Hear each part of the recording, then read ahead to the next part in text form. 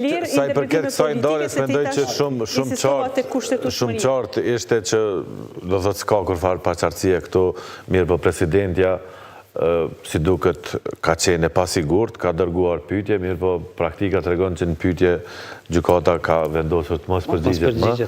Kështu që duhet mirët një vendim, pastaj ai vendim do të ketë një motiv. E hati po thotë që motivi ekziston. Po tashoni qëllimi goditët PDK-ja, a e besoni edhe ju këtë teori? Po jo, unë kam pritë që aja do ta marrë vendimin e duhur, që ti ndaj vendet e KQZ-s ashtu siç kanë qenë dhe në mandatin e kaluar. Dhe në base një farforme ta godet dhe vendosin, nëse flasim këtë rast prej 6 marsit e këtej, kemi edhe një farë lufte mes vendosjes edhe Vjosa Osmanit. Kështu që lufta e Vjosa Osmanit në këtë rast nuk është vetëm me PDK-n, po është edhe me vendosjen. Kështu që unë kam qenë pak e habitur në momentin kur tha që ka dërguar sqarim, nëse s'ka qenë sigurt